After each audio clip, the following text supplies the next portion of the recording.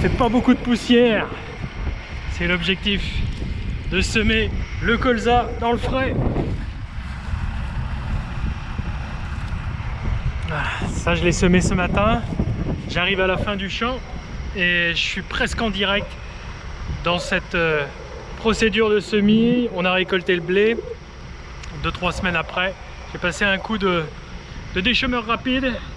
Il a plu 50 mm et là je viens semer. Évidemment ça fait une petite semaine qu'il a fini de pleuvoir. Et là j'ai bon espoir que les graines lèvent tout de suite. Il faut absolument que je ferme le sol en roulant dans la foulée. Ça bourre un petit peu, des fois ça bouchonne de paille, mais dans les dents, à l'avant du semoir, normalement la graine est dans le frais et dans la terre fine.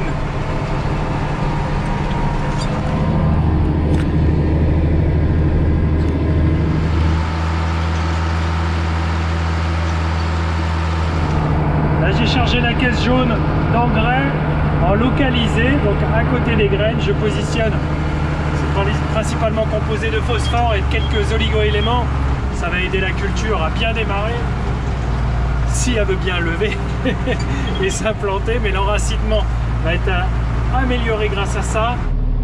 Bon, il me reste cette petite pointe, elle est visible, voilà, ici, le champ finit en triangle. Et il est bien visible aussi sur le plan. J'arrive à le distinguer, mais la frontière de tout ce qui est fait autour n'est pas non plus évidente. L'assistance de l'autoguidage confirme que je fais pas de manque, que je fais pas d'erreur.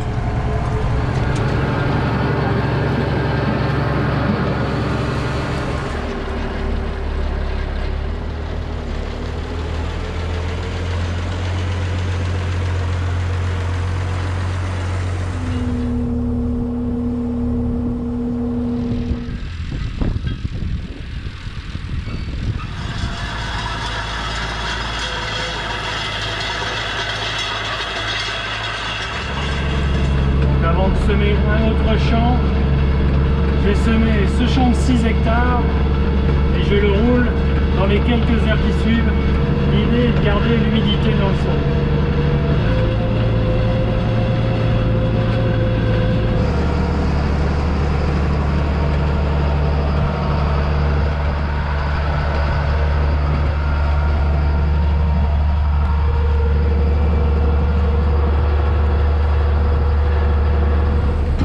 Changement de parcelle, la fraîcheur est toujours là, mais j'hésite pas à mettre les graines assez creux.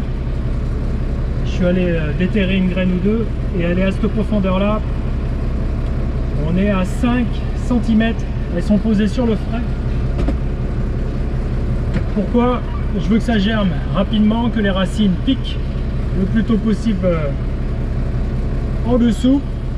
Comme ça, s'il se met à faire soleil et chaud, eh bien, elle sera un peu plus robuste.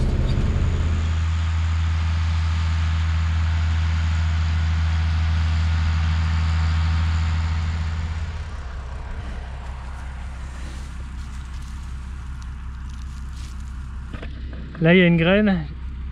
Bon, on est au moins à 5 cm, mais elle est sous une fraîcheur.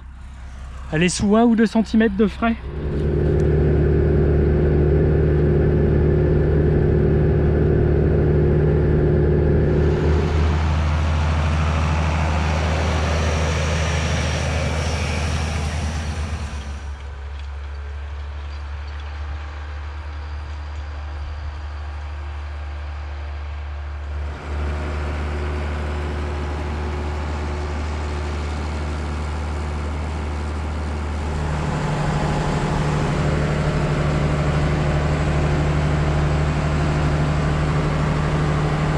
S'est proposé de venir m'aider pour terminer cette journée. En théorie, je finis un petit peu avant la nuit de semer cette parcelle de 7 hectares.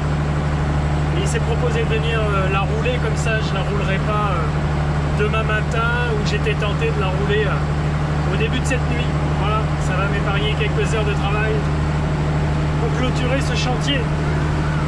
Il me reste à peu près 1 hectare là à faire. Et le soleil va se coucher.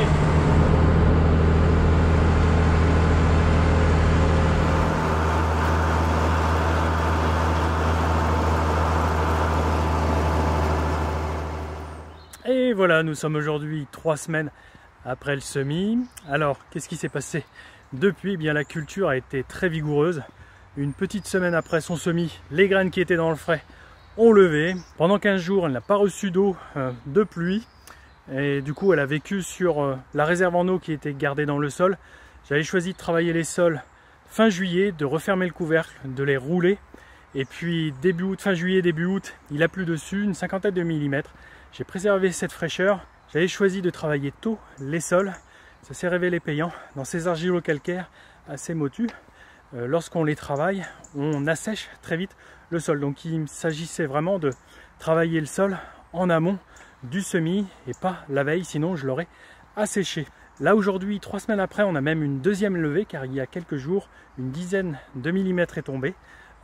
Les graines que j'avais positionnées vers 2-3 cm à fleur de terre, eh bien, se mettent à germer. Ça accroît encore plus le peuplement qui est déjà très correct. Donc dans cette terre-là, ces argilo-calcaires, je tenais à semer la culture en bonnes conditions et pas trop tard. Car ce sont des terres où le colza se comporte un petit peu de manière poussive. Il a du mal à décoller et à pousser. Donc je veux bien l'ancrer dans le sol, dans son milieu le plus tôt possible. Et qu'au 15 septembre, et puis là le pari semble gagner, car aujourd'hui 3 semaines, un peu plus de 3 semaines après, là début septembre, eh bien on approche des 4 feuilles et c'est un objectif au 15 septembre d'avoir 4 feuilles. Au niveau nuisible, j'ai quasiment pas eu de limaces, sauf quelques petits ronds, 1 ou 2 hectares, et historiquement où il y a toujours des populations de limaces, j'ai protégé, j'ai mis du granulat anti-limaces avec le quad. Je n'ai pas fait d'insecticide, il n'y a pas eu d'altise, quasiment aucune piqûre de cet insecte. La culture s'implante bien, ça ne veut pas dire qu'à la moisson ce sera une belle culture, et si on veut qu'elle soit belle à la fin de son cycle, il faut qu'au début elle soit belle, et c'est le cas. Ah si, il y a eu quand même des gros nuisibles. Là actuellement les cochons sont après explorer les parcelles, donc ils retournent quelques portions. J'ai bon espoir que le colza puisse s'implanter malgré tout. Ils font sauter pas mal de pieds, mais comme il y en a pas mal qui lèvent, il ne devrait pas y avoir non plus des trous. Mais c'est vrai que la population de sangliers dans ces terres là, il y a une dizaine d'années, il n'y en avait pas. Maintenant toutes les terres sont visitées par les sangliers. Voilà, je vous tiens au courant de la culture. Je vous parle bientôt de la récolte de miel qu'a effectué Damien avec ses abeilles sur les parcelles, avec la mielée de tournesol. Il a aussi effectué le colza en début d'année. D'ailleurs, il est très content que je réussisse mes colzas cette année, du moins de les implanter. Ça laisse présager un printemps fleuri. Voilà, je vous montrerai l'extraction du miel, une activité que je ne vous ai pas encore fait voir. Et puis on passera aussi à la moisson des tournesols sur septembre. Ça devrait arriver bientôt. Voilà, à très vite, à la prochaine vidéo. Salut!